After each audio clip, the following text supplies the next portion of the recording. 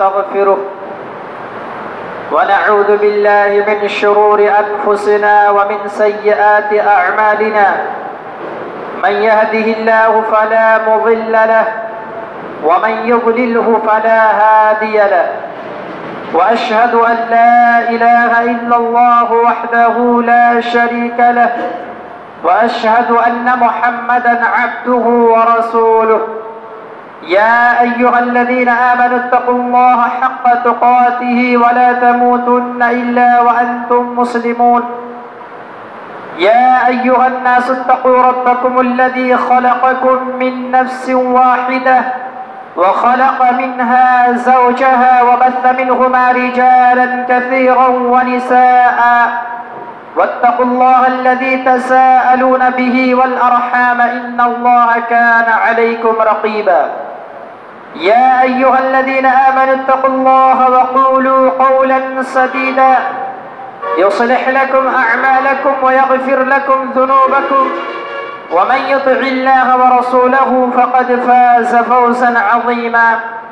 أما بعد فإن خير الحديث كتاب الله وخير الهدي هدي محمد صلى الله عليه وسلم وشر الأمور محدثاتها وكل محدثة بدعة وكل بدعة ضلالة وكل ضلالة في النار. فاعوذ بالله السميع العليم من الشيطان الرجيم من همزه ونفخه ونفثه. بسم الله الرحمن الرحيم. ما كان محمد أبا أحد من رجالكم ولكن رسول الله وخاتم النبيين. وقال تعالى في سورة النور فليحذر الذين يخالفون عن أمره أن تصيبهم فتنة أو يصيبهم عذاب أليم. رب اشرح لي صدري ويسر لي أمري واحلل عقدة من لساني يفقه قولي. رب زدني علما يا معلم إبراهيم علمني يا فهم سليمان فهمني آمين. محترم حاضرین جمعہ، بزرگان دین، نوجوان دوستو، عزیز طلبہ، دینی ملی اسلامی بھائیوں،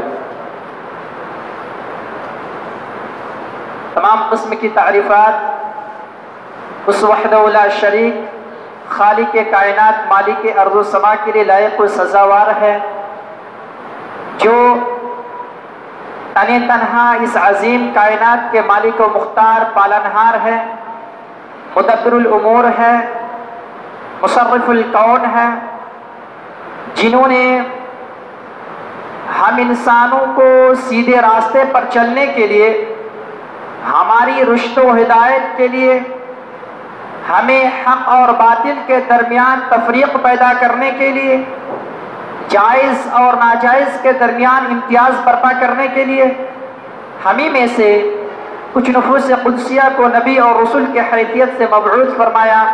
اس سلسلے کی سب سے آخری کڑی ہمارے آخری نبی جناب محمد الرسول اللہ صلی اللہ علیہ وسلم ہے۔ اللہ رب العالمین کے ہر طرح کے حمد و ثنا کے بعد نبی اکرم صلی اللہ علیہ وسلم کی تعریف میں اپنی زبان کو حرکت دیتے ہیں، کیونکہ ہمیں اسلام جیسی قیمتی دولت جو ملی، ہمیں اسلام جیسا قیمتی سرمایہ جو ملا، یہ نبی اکرم صلی اللہ علیہ وسلم کی محنت، آپ کی کوشش اور آپ کے قد و کاوش کا ثمرہ اور نتیجہ ہے۔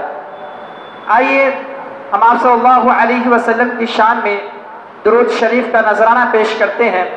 اللہم صلی علی محمد وعلی آل محمد کما صلیت علی ابراہیم وعلى آل إبراهيم إنك حميد مجيد. اللهم بارك على محمد وعلى آل محمد كما باركت على إبراهيم وعلى آل إبراهيم إنك حميد مجيد. حضرات، پچھلے 3 جمعہ سے ہم اور آپ سیرت رسول صلی اللہ علیہ وسلم کے موضوع کو سماعت کرتے آ رہے ہیں، اور آج کا یہ خطبہ اسی پچھلے موضوع کا تسلسل ہے، لیکن آج کے اس خطبے کی ایک خاص خاصیت یہ ہے کہ اس خطبے کے اندر نبی اکرم صلی اللہ علیہ وسلم کی سیرت کے ایک نہایت ہی محتم بالشان اور عظیم الشان جز اور پارٹ کو بیان کرنے جا رہے ہیں، جس کا جاننا ہمارے لیے نہایت ہی ضروری ہے۔ وہ ہے نبی اکرم صلی اللہ علیہ وسلم کی 11 شادیاں اور اس کی حکمتیں، کیونکہ یہ ایسا موضوع ہے کہ دشمن اسلام نے اسی موضوع کو لے کر نبی اکرم صلی اللہ علیہ وسلم کی شخصیت پر، آپ کی ذات پر کیچڑ اچھالنے کی کوششیں کی ہے۔ آپ صلی اللہ علیہ وسلم کی شخصیت کو مجروح کرنے، آپ صلی اللہ علیہ وسلم کی شخصیت کو داغدار بتانے کی کوششیں کی ہے۔ آپ صلی اللہ علیہ وسلم کے تعلق سے برے برے کلمات کہے گئے۔ 1924 عیسوی کے اندر ایک ہندو ناشر راجپال نے نبی اکرم صلی اللہ علیہ وسلم کے 11 شادیوں پر اعتراض کرتے ہوئے نہایت ہی دل آزار کتاب لکھی، اور اس کمبخت اور اس خبیث شخص نے اس کتاب کا نام لکھا نعوذ باللہ رنگیلا رسول۔ اس کتاب کا نام رکھا رنگیلا رسول۔ اس کتاب کے جواب میں شیخ الاسلام مناظر اسلام مولانا ثناء اللہ امرتسری رحمہ اللہ نے کتاب لکھی، اور اس کتاب کا نام رکھا مقدس رسول۔ اس گستاخ رسول نے اس کتاب کا نام رکھا رنگیلا رسول۔ مولانا ثناء اللہ امرتسری رحمہ اللہ نے اس کے جواب میں کتاب لکھا، اس کا نام رکھا مقدس رسول۔ اور اس کتاب کے اندر مولانا ثناء اللہ امرتسری رحمہ اللہ نے اس خبیث اور اس گستاخ رسول کے ہر اعتراض کا تشفی بخش جواب دیا، اطمینان بخش جواب دیا۔ حالانکہ اسے معلوم نہیں کہ نبی اکرم صلی اللہ علیہ وسلم کے خصوصیت میں سے کچھ خواص رسول ہوتے ہیں، خصائص رسول جو نبی اکرم صلی اللہ علیہ وسلم انبیاء کے لیے خاص ہوتے، دیگر لوگوں کے لیے خاص نہیں ہوتے، دیگر لوگوں کے لیے جائز نہیں ہے۔ اسی میں سے ایک نبی اکرم صلی اللہ علیہ وسلم کے لیے 4 سے زیادہ شادی کرنے کی اجازت تھی، اسے خصائص رسول کہتے ہیں۔ اور دیگر امتی کے لیے 4 سے زیادہ شادی کرنے کی بیک وقت جائز نہیں ہے، اجازت نہیں ہے۔ میرے بھائیوں، اس کتاب کے اندر اس گستاخ رسول نے آپ صلی اللہ علیہ وسلم کے تعلق سے طرح طرح کی کلمات لکھے، جن میں سے چند باتیں میں آپ کے سامنے بیان کرنا چاہتا ہوں۔ اور اس کے بیان کرنے کا صرف اور صرف مقصد یہ ہے کہ اگر رسول اللہ صلی اللہ علیہ وسلم کی شان میں اس طرح کی باتیں لکھی جائے، اس طرح کے بیانات ہم کو سننے میں ملے، تو کیا ہمارے اندر اتنی صلاحیت ہے، اتنی ایبیلٹی ہے کہ ہم آپ صلی اللہ علیہ وسلم کے جانب سے ڈیفینس کریں، دفاع کریں؟ اس شخص نے لکھا ہے اپنے رنگیلا رسول کے صفحہ نمبر 24 کے اندر کہ بہت زیادہ بیویاں رکھنے والوں سن لو، پیغمبر کی زندگی بھی اس چیز سے بچ نہیں پائی، انہوں نے اس طرح کے خطرناک کام انجام دیے، وشرت کا گھر برباد ہوا، محمد کا دین برباد ہوا۔ کیوں؟ اس لیے کہ بڈھے ہو کر نعوذ باللہ نوخیز لڑکی سے شادی کی۔ وہ شخص لکھتا ہے آگے اسے رنگیلا رسول کے اندر کہ محمد صلی اللہ علیہ وسلم کو کیسا نام دو جس سے اس کی زندگی کا پورا فوٹوگرافر ہمارے آنکھوں کے سامنے آ جائے۔ 50 سال کا تھا، حضرت خدیجہ انتقال کر گئی، 62-63 سال کا تھا، خود انتقال کر گیا۔ اس 12 سے 13 سال کے درمیان 10 شادیاں کی، ایسے میں اس کا نام رنگیلا رسول نہ دو، بیوی والا رسول نہ دو تو کیا دو؟ آگے اس کتاب کے اندر وہ لکھتا ہے کہ عائشہ رخصتی ہوئی عائشہ کی، جو اپنے ساتھ گڑیا لے کے آئی، اور وہ بڈھا کبھی کبھی اس گڑیے کے کھیل میں، اس معصوم بچے کے کھیل میں شامل ہو جاتا تھا۔ ایسے میں اس کو شوہر کی حیثیت نہیں، کسی اور حیثیت کے ساتھ اس کو ہونا چاہیے۔ اس طرح کے نازیبا کلمات آپ صلی اللہ علیہ وسلم کے تعلق سے کہے گئے۔ لہٰذا میرے بھائیوں، اس موضوع پر گفتگو کرنا نہایت ہی ضروری اور ناگزیر ہے، کیونکہ ہماری جو نیو جنریشن ہے، ہماری جو نئی نسل ہے، جو اسکولوں اور کالجوں کے اندر زیر تعلیم ہے، خاص کر کے جو عیسائی مشنریز کے اندر ایجوکیشن پاتے ہیں، باضابطہ عیسائی مشنریز کے اندر یہ تعلیم دی جاتی ہے، یہ ٹریننگ دی جاتی ہے اپنے مبلغین اور دعات کو کہ اگر کوئی مسلمان تمہیں اسلام کی دعوت دینے کے لیے آئے تو اس کے نبی نے جو 11 شادیاں کی ہیں اس مسئلے کو چھیڑ دینا اور ڈیفینس پوزیشن میں آ جائے گا، تمہیں مزید اسلام کی تبلیغ نہیں کرے گا، خود اپنا وہ دفاع کرنے لگے گا۔ باضابطہ عیسائی مشنریز کے اندر ایک ٹریننگ دی جاتی ہے، اور آپ صلی اللہ علیہ وسلم کے تعلق سے جو دشمنان اسلام کہتے ہیں کہ اس میں شہوت کا غلبہ تھا، نفس پرستی تھی، خواہشات کی تکمیل تھی، نعوذ باللہ، میرے بھائیوں اس کا سب سے بڑا جواب آپ صلی اللہ علیہ وسلم کا حضرت خدیجہ الکبریٰ رضی اللہ تعالی عنہا کے ساتھ نکاح کرنے میں ہے، کیونکہ آپ صلی اللہ علیہ وسلم کی پہلی شادی ان کے ساتھ ہوئی، اور ہم آپ جانتے ہیں کہ حضرت خدیجہ الکبریٰ رضی اللہ تعالی عنہا بیوہ تھی، اور عمر میں بھی کافی ڈفرینس اور فرق۔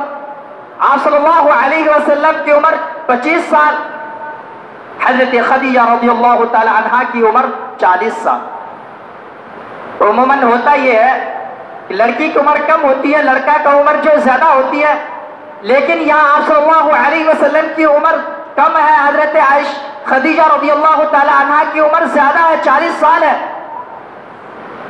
اور آپ صلی اللہ علیہ وسلم نے اپنی پوری جوانی اس بیوہ اور اس بوڑھی عورت کے ساتھ گزار دی۔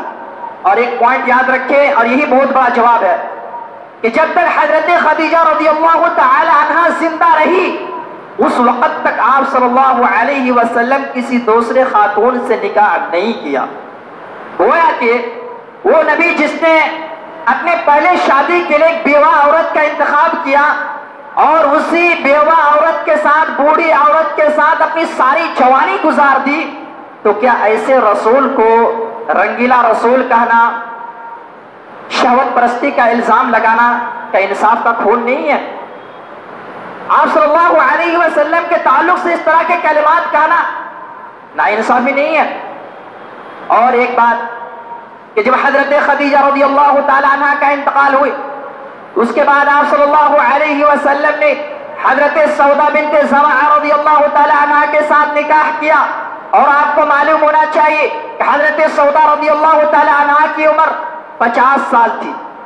آپ صلی اللہ علیہ وسلم نے 50 سال میں اس خاتون کے ساتھ نکاح کیا، اور یہ اس وقت کی بات ہے جب کفار قریش آپ صلی اللہ علیہ وسلم کو پیشکش کیا کرتا تھا کہ اے محمد صلی اللہ علیہ وسلم، جس دین کی تم تبلیغ کر رہے ہو، جس دین کی تم تشہیر کر رہے ہو، پرچار اور پرسار کر رہے ہو، اس دین کو چھوڑ دو، میں تمہیں عرب کے سب سے حسین و جمیل لڑکی سے شادی کرا دوں گا۔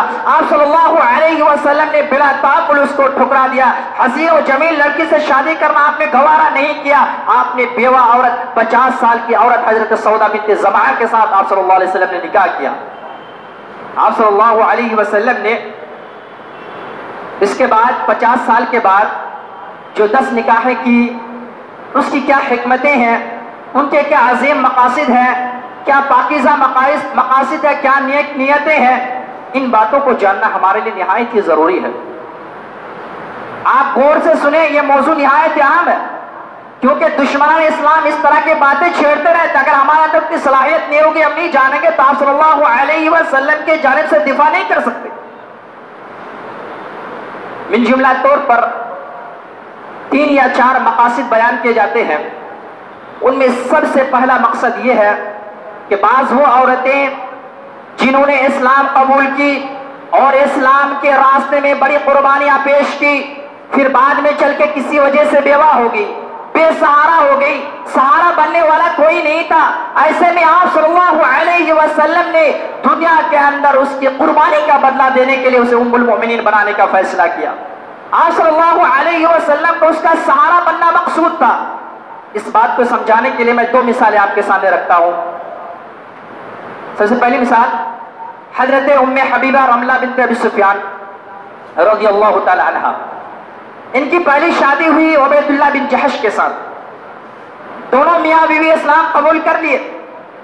جب کفار قریش مسلمانوں کو اذیتیں دیا کرتے تھے، مسلمانوں کو ستایا کرتے تھے، مکے کی سرزمین مسلمانوں کے لیے تنگ ہو گئی، تو آپ صلی اللہ علیہ وسلم کے مشورے سے چند مسلمان ہجرت کر کے مکہ سے حبشہ لے گئے، حبشہ چلے گئے۔ اس میں حضرت ام حبیبہ رضی اللہ تعالی عنہا اور ان کے شوہر عبید اللہ بن جحش بھی تھا. لیکن عبید اللہ بن جحش حبشہ جانے کے بعد نعوذ باللہ مرتد ہو گیا، عیسائی ہو گیا، کرسچن ہو گیا. حضرت ام حبیبہ رضی اللہ تعالی عنہا نے لاکھ سمجھایا، اور جس دن عبید اللہ بن جحش مرتد ہوا، کرسچن ہوا، اس سے پہلے رات حضرت ام حبیبہ رضی اللہ تعالی عنہا نے خواب دیکھا تھا، اور اس خواب میں اپنے شوہر کو نہایت ہی ڈراؤنی شکل میں، نہایت ہی خطرناک چہرے میں دیکھا تھا. اس خواب کا حوالہ دیتے ہوئے کہا کہ دیکھو تمہارے بارے میں نے اس طرح خواب دیکھا ہے، لہٰذا تم مرتد نہ ہونا، اللہ سے ڈرو. لیکن وہ شخص مانا نہیں، مرتد ہو گیا. اب ذرا تصور کرے، ایک عورت ہے، اسلام قبول کیا، اپنے وطن اپنے کنٹری کو چھوڑ کر دوسرے ملک گئی ہوئی ہے، وہاں جا کر شوہر بھی مرتد ہو گیا، بالکل بے سہارا ہو گئی. ایسے میں آپ صلی اللہ علیہ وسلم نے اس کی قربانی کا بدلہ دینے کے لیے اس کو ام المومنین بننے کا شرف عطا کیا. اور نکاح اس طرح ہوا کہ حضرت ام حبیبہ رضی اللہ تعالیٰ عنہ حبشہ کے اندر تھی. آپ صلی اللہ علیہ وسلم مکہ سے ہجرت کر کے مدینہ تشریف لے گئے تھے. سن 7 ہجری کے اندر آپ صلی اللہ علیہ وسلم نے عمرو بن امیہ زمری کو خط لکھ کر نجاشی کے ہاتھ بھیجا. عمرو بن امیہ زمری کو خط دے کر نجاشی کے پاس بھیجا، جس میں آپ صلی اللہ علیہ وسلم نے حضرت ام حبیبہ سے نکاح کرنے کا فیصلہ کیا. تو نجاشی بادشاہ اصحمہ نے نکاح کے سارے کارنامے انجام دیے. اس کے بعد شرحبیل بن حسنہ کے ساتھ حضرت ام حبیبہ کو آپ صلی اللہ علیہ وسلم کے حوالے کر دیا، بھیج دیا. یہی واقعہ ام المومنین حضرت ام سلمہ رضی اللہ تعالی عنہ کے ساتھ بھی ہے. حضرت ام سلمہ رضی اللہ تعالی عنہ کا نکاح ابو سلمہ رضی اللہ تعالی عنہ کے ساتھ ہوا. دونوں میاں بیوی اسلام قبول کر چکے تھے. کفار قریش نے مسلمانوں کے لیے مکہ کی سرزمین تنگ کر دی. مسلمان تنگ آ کر ہجرت کر کے مکہ سے مدینہ تشریف لے گئے. جا رہے تھے، ہجرت کر رہے تھے، راستے میں ابو سلمہ رضی اللہ تعالیٰ عنہ کے سسرال والے آگئے کہ ابو سلمہ اگر تم ہجرت کرنا چاہتے تو اکیلے ہجرت کرو، تم میری بچی کو، میری بیٹی کو لے جا نہیں سکتا. حضرت ابو سلمہ رضی اللہ تعالیٰ عنہ اپنی بیوی کو، اپنے بچوں کو چھوڑ کر اکیلا ہجرت کر کے مدینہ تشریف لے گئے. ادھر ان کی بیوی ام سلمہ رضی اللہ تعالیٰ عنہ رو رہی ہے، ان کے بچے رو رہے ہیں، پریشان ہیں. ان کے رونے کی وجہ سے ان کے خاندان والوں کو رحم آ گیا. کسی طرح ہجرت کرنے کی پرمیشن دے دی گئی، اجازت مل گئی. حضرت ام سلمہ رضی اللہ تعالیٰ عنہ ہجرت کر کے مکہ سے مدینہ تشریف لے گئی. شوہر سے جدائی کا غم تھا، ابھی وہ زخم صحیح سے منتبل بھی نہیں ہوا تھا. کچھ مدت گزرنے کے بعد حضرت ابو سلمہ رضی اللہ تعالیٰ عنہ فوت کر گئے، انتقال کر گئے. تصور کریں کہ حضرت ام سلمہ رضی اللہ تعالیٰ عنہ کو روک دیا گیا تھا، وہ مکے کے اندر تھی. بالآخر کسی طرح ہجرت کی پرمیشن ملی. پھر جب مدینہ گئے، شوہر انتقال کر گئے، چھوٹے چھوٹے بچے، کوئی سہارا بننے والا نہیں. ایسے موقع پر آپ صلی اللہ علیہ وسلم نے اسلام کے راستے میں انہوں نے جو بڑی قربانیاں پیش کی، اسی قربانی کا بدلہ دنیا میں اس طرح دینا چاہا تاکہ تا قیامت تک لوگ اس کا نام لینے سے پہلے ام المؤمنین کہیں. اور ام المؤمنین کی خصوصیت یہ بھی ہے وَلَا تَنْكِحُوا مِنْ أَزْوَاجِهِ أَبَدًا، کہ آپ صلی اللہ علیہ وسلم کے گزرنے کے بعد آپ کے بیویوں کے ساتھ نکاح کرنا قیامت تک حرام ہے. کہ آپ صلی اللہ علیہ وسلم کی بیوی ام المؤمنین، امہات المؤمنین کی خصوصیت تھی.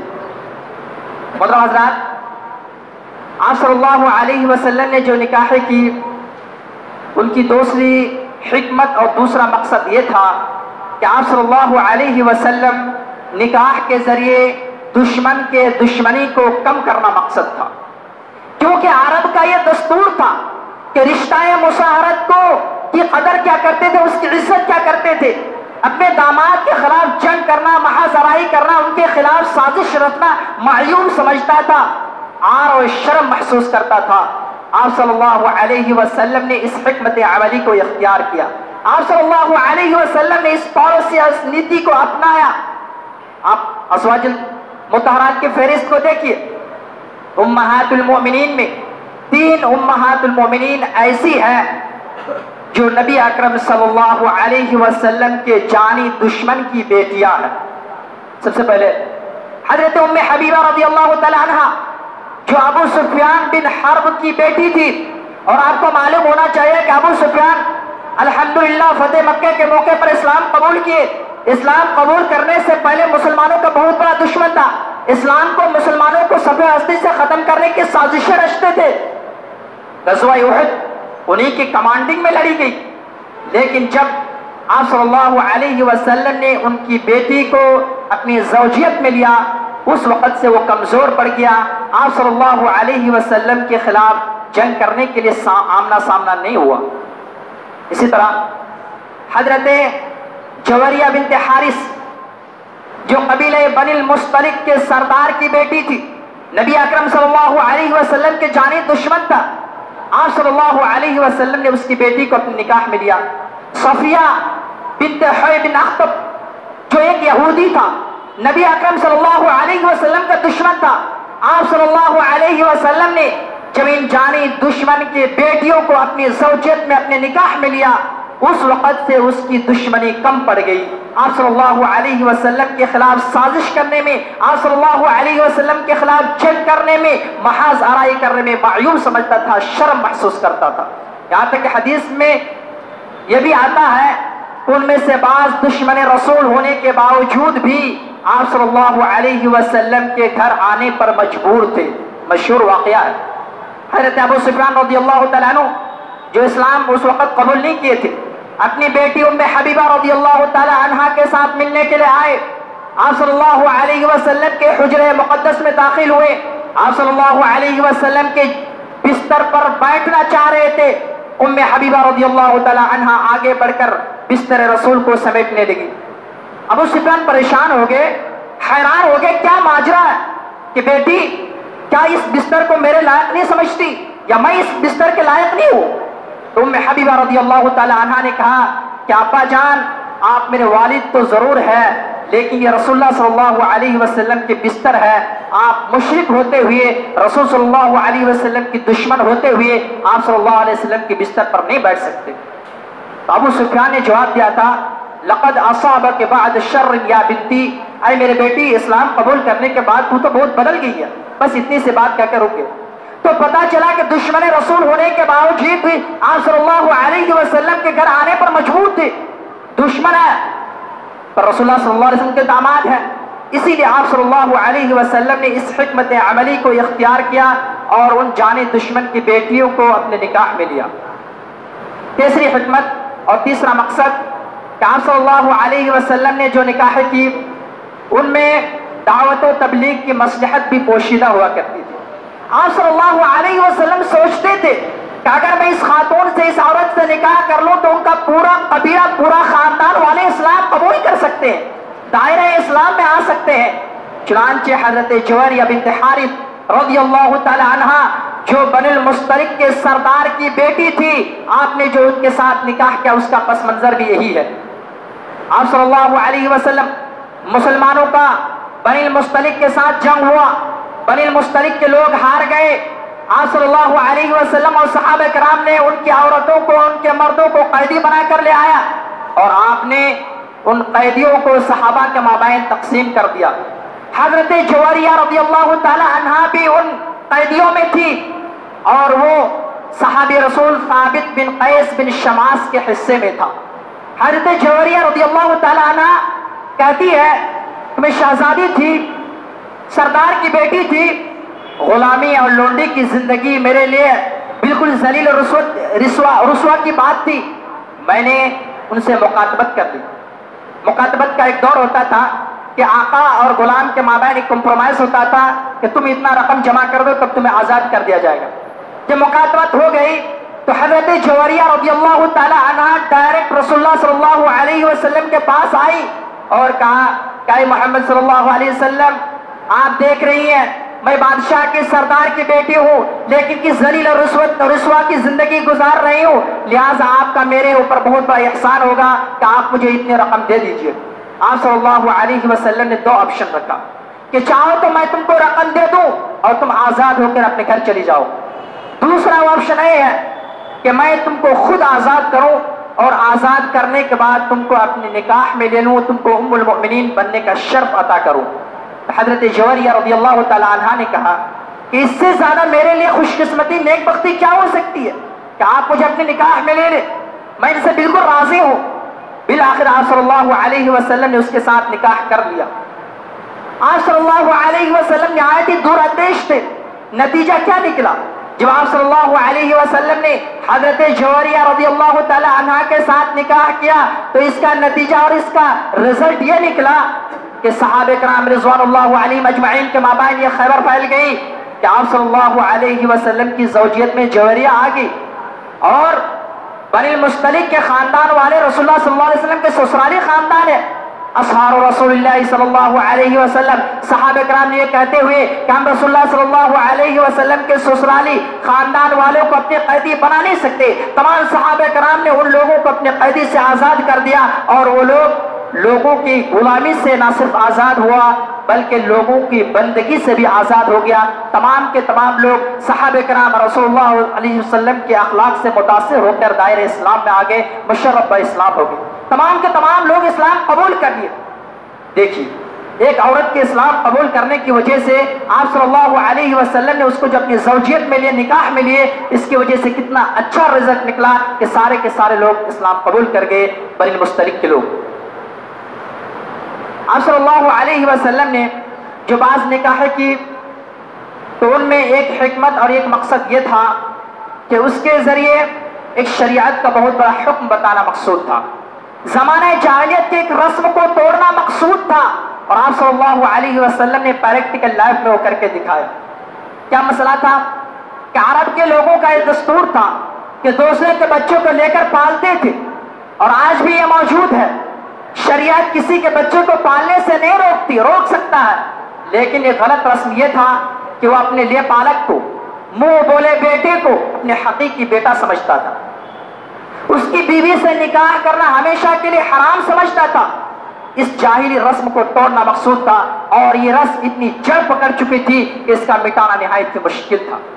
حضرت زید بن حارثہ رضی اللہ تعالی عنہ جو رسول اللہ صلی اللہ علیہ وسلم کے آزاد کردہ غلام ہے، حضرت خدیجہ رضی اللہ تعالی عنہا نے آپ کو گفٹ میں دیا، آپ صلی اللہ علیہ وسلم نے اسے آزاد کر کے لے پالک بنا لیا، اپنا منہ بولا بیٹا بنا لیا۔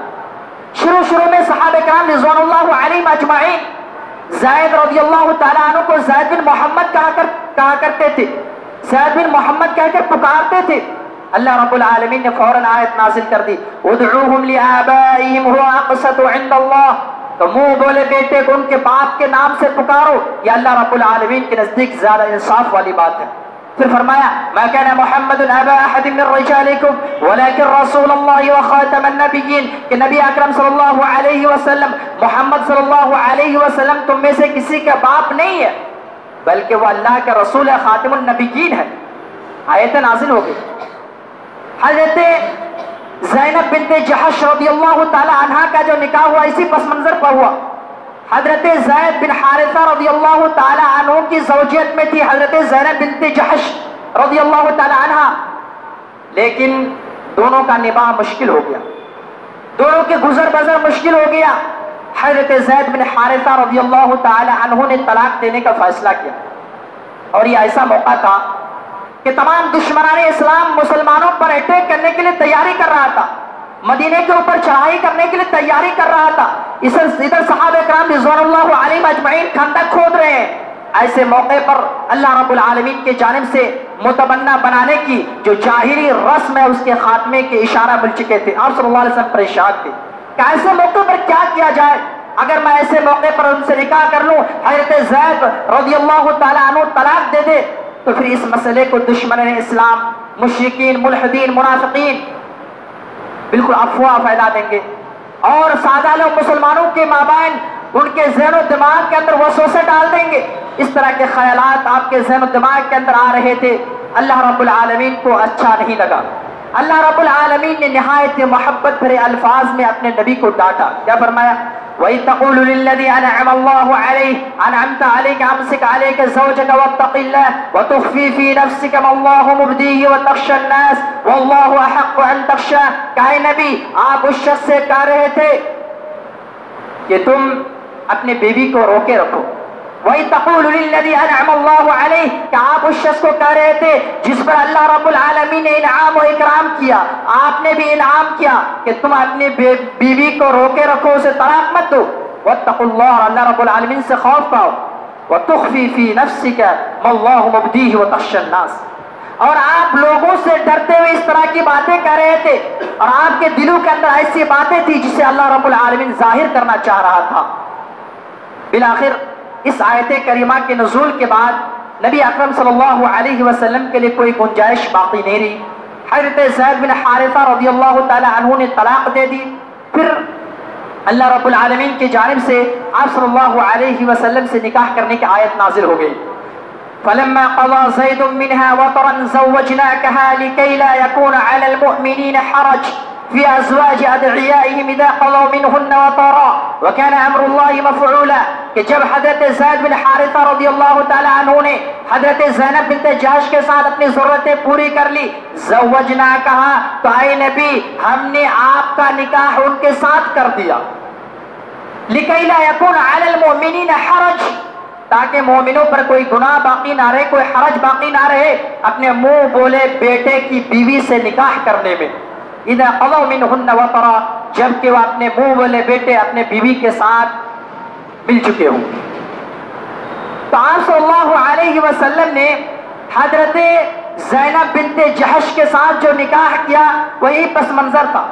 جاہلی رسم کو توڑنا مقصود تھا اور جو چیز سماج و معاشرے کے اندر جڑ پکڑ جائے اس کے خاتمے کے لیے مثال کی ضرورت ہے، آئیڈیل کی ضرورت ہے.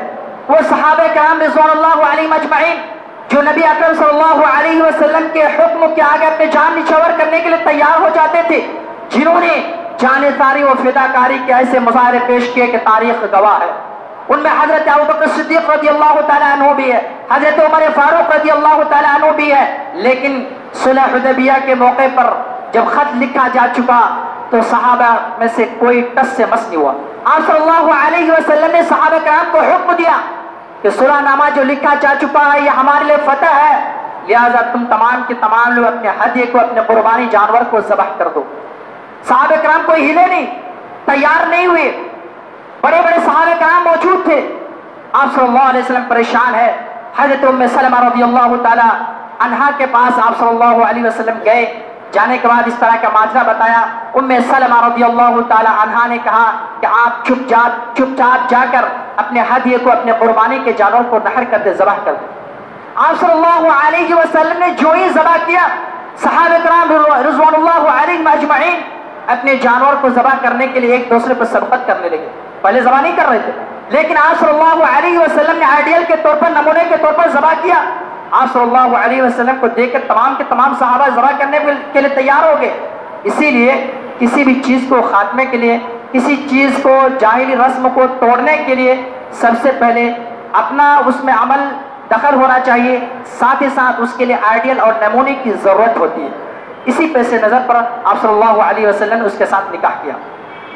اور حضرات سب سے زیادہ جو زہر اگلا گیا وہ حضرت عائشہ صدیقہ رضی اللہ تعالیٰ عنہ کے نکاح کو لے کر، کیونکہ حضرت عائشہ صدیقہ رضی اللہ تعالیٰ عنہ کم سن تھی، کم عمر تھی، اور کم عمری میں ہی آپ صلی اللہ علیہ وسلم کے ساتھ نکاح ہوا.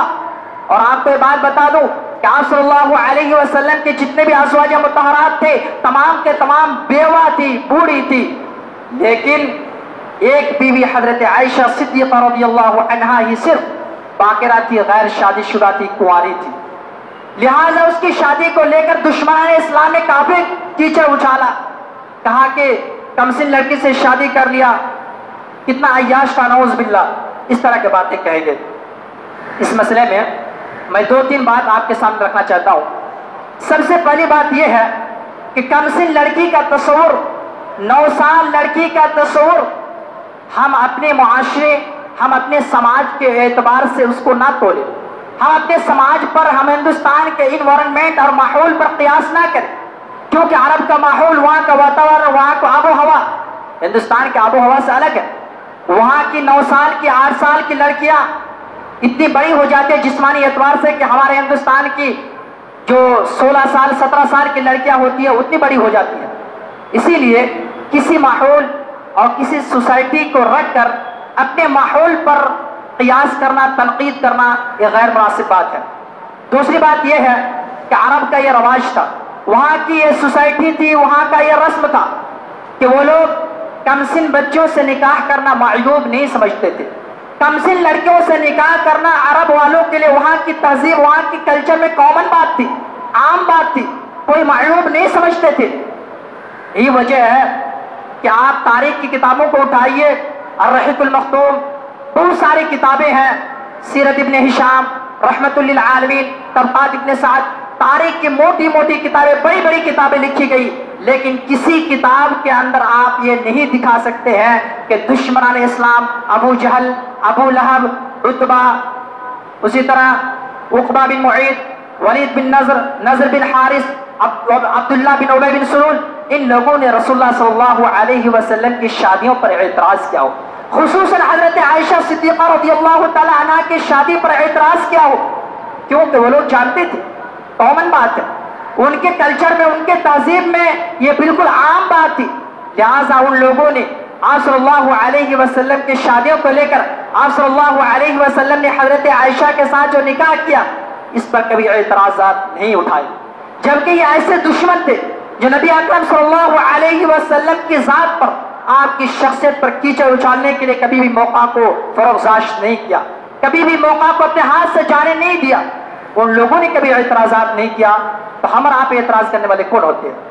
یہ نبی اکرم صلی اللہ علیہ وسلم کی جو 11 شادیاں کی، آپ صلی اللہ علیہ وسلم نے 4 سے زیادہ جو بیویاں رکھی جسے خصائص رسول کہتے ہیں، اس کی چند حکمتیں، چند جو عظیم اور اعلیٰ مقاصد ہے میں نے آپ کے سامنے بیان کیا، اور اس امید کے ساتھ کہ اگر ہم اور آپ نے اس تقریر کو غور سے سماعت کیا ہے تو کبھی بھی دشمن اسلام رسول اللہ صلی اللہ علیہ وسلم کے تعدد ازواج پر اگر کوئی انگلی اٹھائے، کبھی اعتراضات کرے، تو انشاءاللہ العزیز ہم اس کے اعتراضات کا صحیح طور پر جواب دے سکتے ہیں۔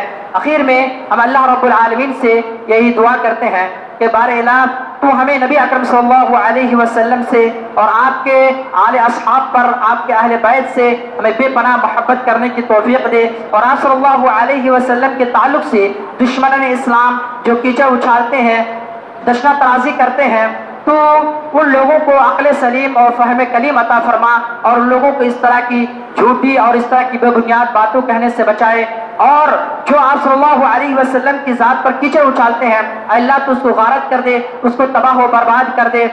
اسی طرح مسلمان جہاں بھی روئے زمین کے اندر پریشان حال ہے، خصوصیت کے ساتھ جو ہندوستان کے اندر مسلمان جہاں بھی پریشان حال، اللہ تو اس کی پریشانی کو دور فرما، ہمیں سے جو بیمار ہے، مریض ہے، اللہ تو اس کو شفاء عاجلہ و کاملہ عطا فرما، جو ہم سے رخصت ہو گئے ہیں اللہ تو اسے قبر کو نور سے بھر دے۔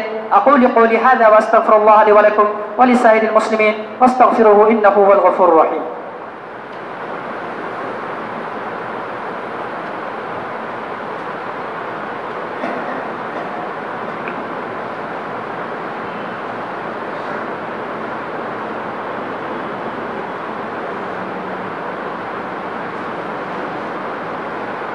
الحمد لله الملك القدوس السلام ذي الجلال والإكرام، أنعم علينا بدين الإسلام فكان ذلك غاية الإنعام، أشهد أن لا إله إلا الله وحده لا شريك له شهادة من حققها كان موعودا بالجنة دار السلام، وأشهد أن محمدا عبده ورسوله المبعوث رحمة للأنام وقدوة الإمام، وصلى الله عليه وسلم أزكى صلاة وأتم سلام، ورضي الله عن آله الطيبين الأعلام وصحابته الخيار الكرام، أما بعد، أعوذ بالله من الشيطان الرجيم، إن الله وملائكته يصلون على النبي يا أيها الذين آمنوا صلوا عليه وسلموا تسليما، وقال النبي صلى الله عليه وسلم من صلى علي واحدة صلی اللہ علیہ عشرا، کہ آپ صلی اللہ علیہ وسلم نے فرمایا کہ جو شخص میرے اوپر ایک درود بھیجتا ہے تو اللہ رب العالمین اس کے اوپر 10 رحمتیں نازل کرتا ہے، لہٰذا ہم آپ نبی اکرم صلی اللہ علیہ وسلم پر درود بھیجیں۔ اللہم صلی علی محمد وعلی آل محمد كما صليت على إبراهيم وعلى آل إبراهيم إنك حميد مجيد. اللهم بارك على محمد وعلى آل محمد كما باركت على إبراهيم وعلى آل إبراهيم إنك حميد مجيد. اللهم انصر من نصر دين محمد صلى الله عليه وسلم واجعلنا منهم، واخذل من خذل دين محمد صلى الله عليه وسلم ولا تجعلنا منهم. آمين. عباد الله رحمني ورحمكم الله، إن الله يأمر بالعدل والإحسان وإيتاء ذي القربى وينهى عن الفحشاء والمنكر والبغي يعظكم لعلكم تذكرون. اذكروا الله يذكركم وادعوه يستجب لكم، ولذكر الله تعالى أعلى وأجل وأتم وأكبر، والله يعلم ما تصنعون.